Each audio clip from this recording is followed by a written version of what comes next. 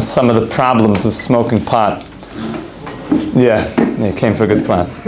So one of the things also is that in our generation there's a lot of very addictive personalities.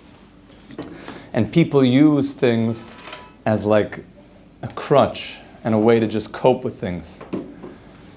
So a lot of people say, like, I don't use it all the time. Just when I get stressed out, so I just gotta, smoke a blunt, and then I'll be better.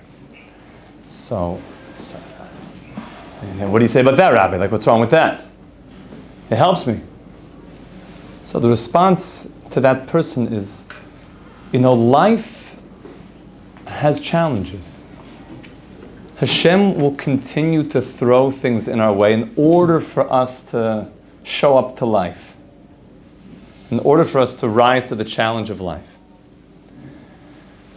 So now, let's say somebody gets married, and something's happening, they have a child, Mazel Tov, and something is happening in the life of the child, and maybe something not very good is happening. Lo aleinu chas v'shalom, chas v'shalom. And so the husband tells the wife, and she says, I really need to talk about this thing. Like, there's something really important going on. We got to deal with this. And he's like, freaking out. Oh no. It's feeling stressful. It's feeling stressful. So he's built neural pathways in his brain. As soon as he feels stressful, just, roll up a blunt and get high. So now he tells his wife, he's like, just give me 10 minutes, 15 max. I'm going to go to my room, get high, and then we'll talk all about it. She's like, you don't understand. Like, I need you now. I need you to show up to life right now. And he never learned how to just meet life in a real way. So that's a very big concern. It's a big concern, yeah. He never learned. Can he then learn?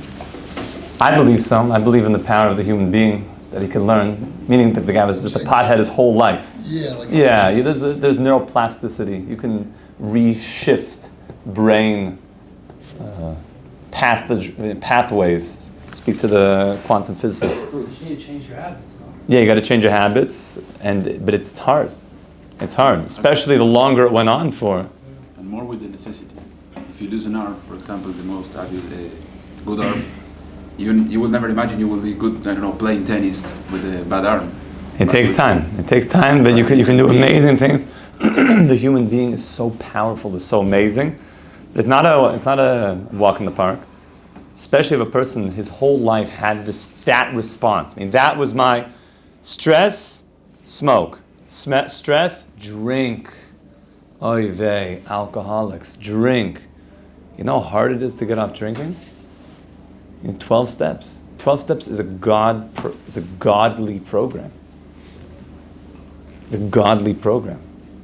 They don't always say God, but it's filled with God.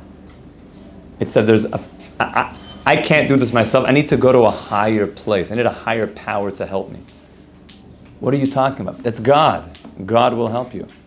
It's saying that, in my normal cycle of things, I can't get past this. Whether it's addictions to pornography or addictions to drugs or addictions to gambling, addictions to whatever it is. I need something. I've made so many neural pathways in my brain that I keep doing the same thing. I keep doing the same things that make me disrespect myself. I got to get out of this. And it's something bigger. It's God. So that's another problem, is that, they're legalizing everything all over the world. Doesn't mean that it's what the Torah wants us to do. It's such a way to skirt responsibilities. So that's another big concern that I have, is people, they get older, and then they have bigger stresses and bigger things, and then sadly, rabbis have to deal with all the, people are messing up with everything. So it's sad, but everything comes to us.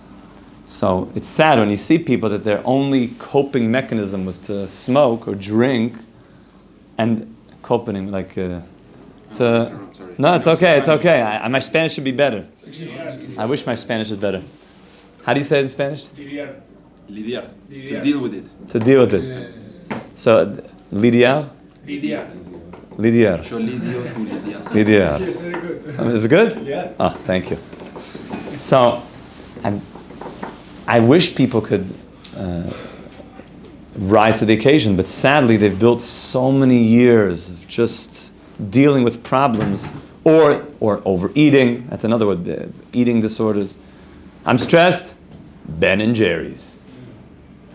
I'm stressed, and name Netflix. And ice cream, whatever. The combo, they usually go together. So now all of a sudden bigger stresses come, and life it gets more. So Hashem will send things because He wants us to deal with life and not numb ourselves to life. Not numb ourselves to life. There's a lot of numbing. I don't know if you noticed what's on the market out there. It's a lot of numbing stuff, to just numb oneself.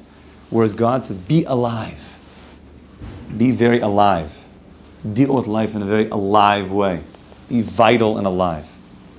So that's another concern. And it concerns me a lot because it's sad when the person just can't show up to life. He has to always be like on the side of life. Because I have to smoke, I have to gamble, I have to do this. I have like this little, but there's a bit of like an idol worship in that also. Like, I'd love to show up to life, but I gotta got this little friend I gotta, take care of first. It's called like the bong bubbler, whatever stupid name people give to the things. I present to you, the warship. Whoa, dude, that is awesome, bro. Is that awesome? That's like sick in the old school. Like, you're sick, man. You're sick. You're ill. Even that one became good. You're really unwell. Is that one? You're unwell. Yeah, it says nowadays it's like Olam Hafachu. They all became the best ones. Yeah, poor Olam Hafachu, you see. So we're in a crazy time now, and because I have to appease this little thing. I have my little flask. Think about the flask that a guy rolls around with a little flask, little thing. By the way, you know what became like this? I'm sorry to say it. This might hit a chord. The vapes. Yeah, that's Oh, dude. They're so and they're so easy to just. Yeah. Nowadays they have the hoodie strings is also a vape. What? How do you know about that? How do you know? Yeah. Because I told you the rabbis hear everything. All the people's garbage. Even in yeshiva. It's not good. It's not good. The vapes are, and then it becomes no, they're actually better because the popcorn lungs is not good. Vapes are problematic, especially just the way stress. Anytime there's a blip of stress. Forget about it in the olden days when I had to roll up a blunt or something. And it was you had to stop and it was a period of time.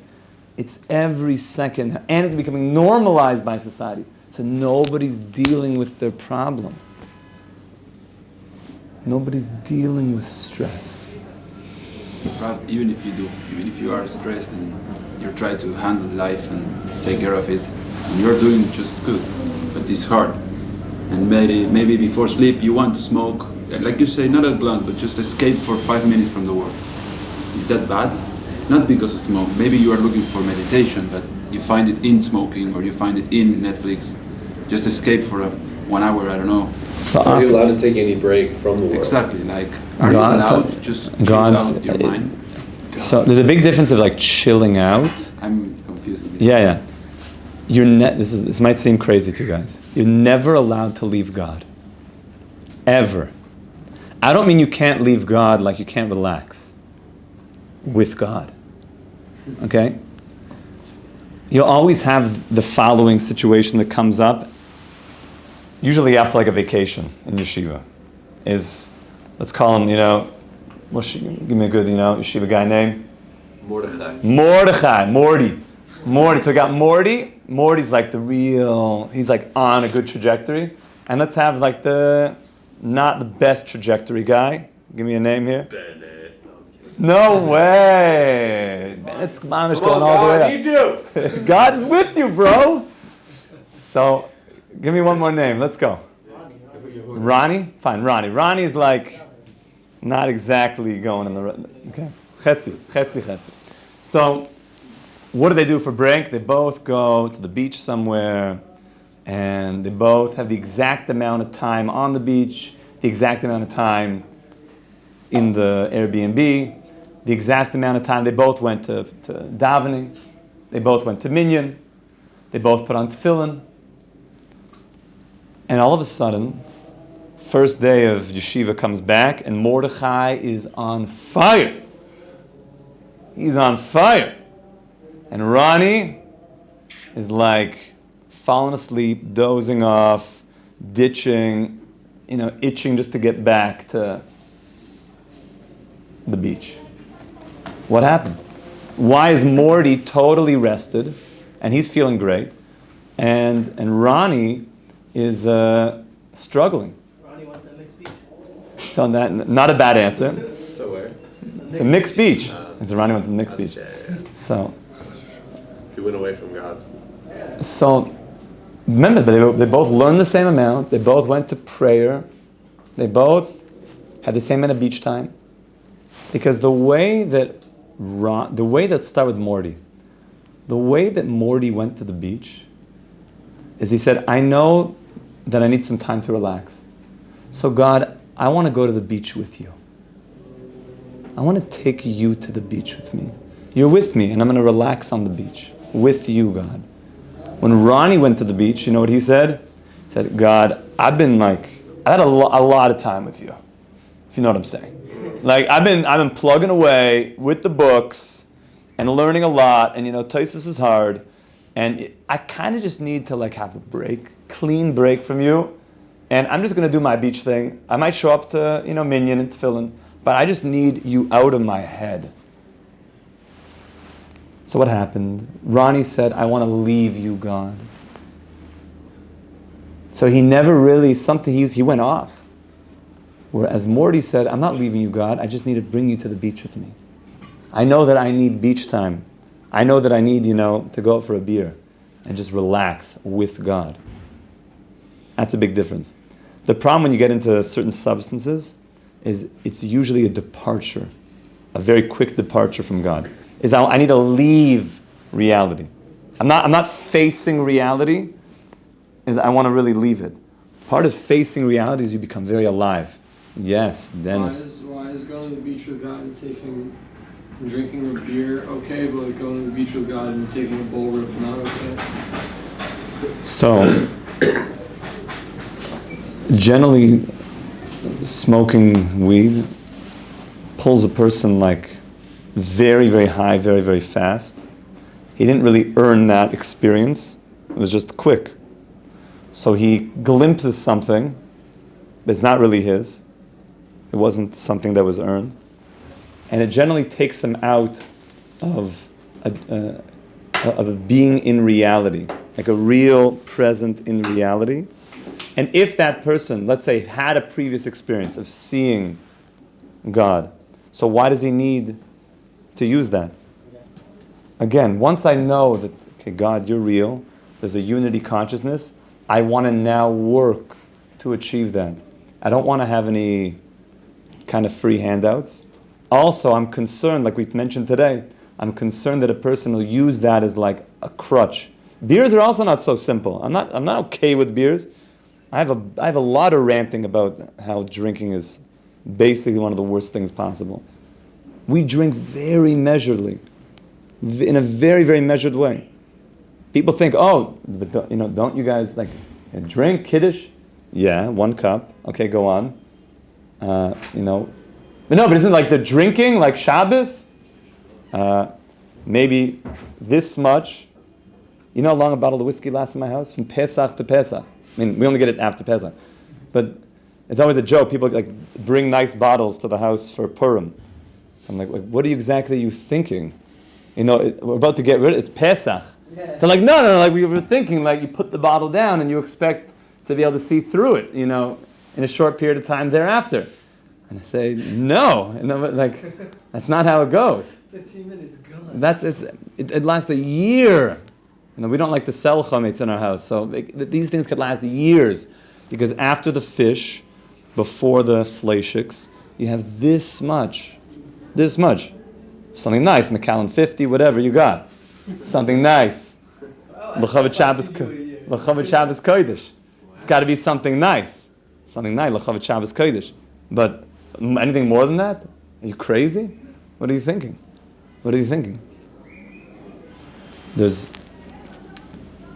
sad that a lot of people who drink on, let's address drinking for a second. People that drink on Shabbos, I'm going to say something, it's controversial. I have to be careful, but I'm saying it because I've made a bit of a war against this. This is a war of love, but I'm going to say it. Shalom, you ready for this? I don't know, you're ready, you're smiling. There's something called Kiddush Club. Okay? Kiddush Club is not simple. It's the idea that basically, more or less, that Shabbos represents, how can we just, drink as much whiskey as possible? In place of actually showing up to daven and be close to God. Now I want to explain why it's such a problem. By a story. There was two friends, and they were friends for a long time, and they had, one of them had a boy and one of them had a girl. And of course, the father of the boy and the father of the girl thought, we're best friends, maybe one day the dream will happen, our kids will marry each other. But it became apparent, not so, long into the girl growing up, that there was a lot of problems. She was very unwell, and nothing against that, that was just the reality. Very unwell. She always had a horrible odor that came from her. Whatever they would do, they just couldn't stop it. She would just curse all the time. She was very large, huge, and just would eat chicken wings. It was it was a bit troubling, maybe even a bit disgusting. And she always wanted to date the boy. So he was always it's maybe just not my type. I don't know. She's a wonderful person, I'm sure, but it's not. So the father would always try, come on, Dad, come on, Dad. So the father laid off. Eventually, the girl started getting older and older, and nobody was interested in her, and it was sad. And she, was a nice girl, but there was some issues. And one time the father came and he said, "Please, I'm begging you, just take it, Dad, not please, anything but that. Just take her out for me. Just show her a nice time. Let her feel that somebody cares about her." So they went out. He picked her up. They went to some place. She's like, "Why are you going an hour out of town?" They went to some place in the middle of nowhere. Well ventilated. Yeah, well ventilated. Okay, a patio, and she's getting ready to order I don't know, a Diet Coke or something, standard, and he's a double shot, Jack Daniels, and she's like, "Oh, he drinks, I guess, on a weekday, okay, 7 o'clock. Yeah, I'm fine. Yeah, it's already towards the evening, and he's drinking, and then he finishes, and he says, "Okay, please, another one, please." She's like, "Whoa, he's drinking." So she's getting another Diet Coke, and then he says again, "Okay, please, yeah, another one, please." And all of a sudden, wouldn't you know, the conversation was sort of flowing a little bit. And they were sort of laughing, and it was nice, and next thing he remembers, he wakes up in his bed the next day. And the father comes over and he says, "She had such an amazing time. She said you're taking her out again tonight." It's oh my goodness, what did I do? What did I do? So what was it? She thinks you're going to marry her. It's Dad, you understand? Now let me tell you something. Do you know what it is? Some people, Shabbos is so ugly to them, is so painful to them, that the only way that they can get through a Shabbos is getting totally smashed and wasted. So they make Kiddush Club. And it's not like they're drinking this much to hang out with their friends. They're drinking, and it's sick, because they're only drinking because Shabbos is too painful. And it's too painful to have a conversation with your wife and your kids, because it's too real. It's too real. You know how sick this is? That Shabbos became so ugly to them that they don't know what Shabbos is. To come late to davening and them to leave early from davening in the middle, right when the rabbi's going to give his drasha, it's like there's like a grand exodus or something. Like Yetzias Mitzrayim, everyone just like quietly, don't nobody look up, just head for the exit. Now what happened? There's nobody there. There's nobody there. What is that? And sadly, this is going on. So Dennis, you asked about what do I feel about drinking. If it's that type of drinking, that is horrible. That is so removed from reality types of drinking. And I'm afraid that a lot of people just don't know how to drink properly. In my house, we keep all the booze on my side of the table. Not because I drink very much. You could ask my kids.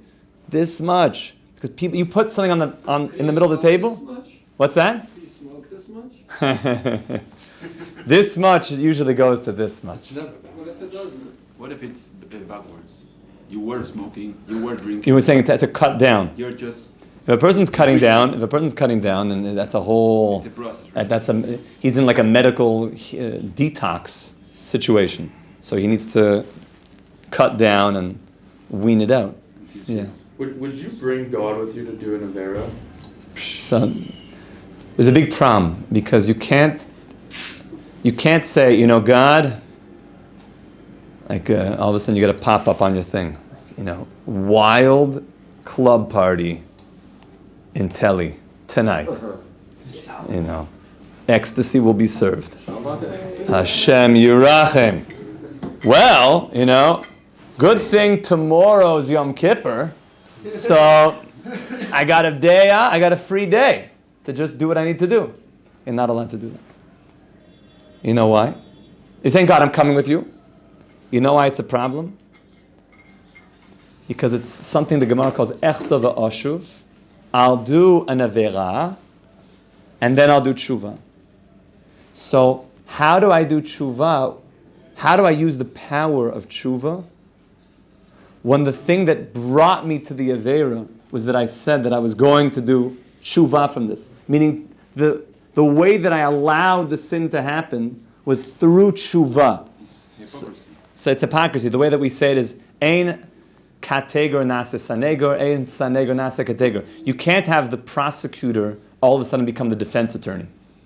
The prosecutor is the prosecutor. He doesn't just all of a sudden become, the prosecutor says, let me just say a few nice things about the defendant. You're the prosecuting attorney. He's got a job. So you can't take the same prosecutor that was prosecuting against the person, I'll do tshuva. Tshuva gave me like a check mark, like, this is permitted.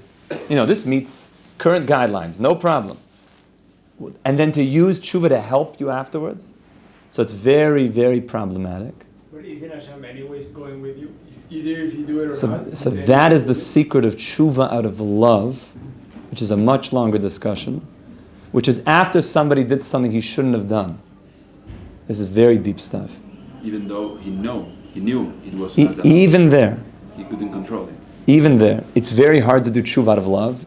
It requires a huge summoning of deep, deep internal fire of I want to be close to Hashem, and I feel the pain that I did something to make us distant, that you do such a powerful tshuva where you become so identified with your soul, your neshama, and in the world of your neshama, the world of your soul, there's no time and space. Your soul is beyond time and space. So at that moment that you completely identify with your soul, hear this well, you can retroactively re-identify as a soul throughout all time, including the time that you were in the rave, in Teli, including previous lifetimes. And therefore, when you were a soul there, what was your soul doing in that Avera? Well, souls are only looking for God.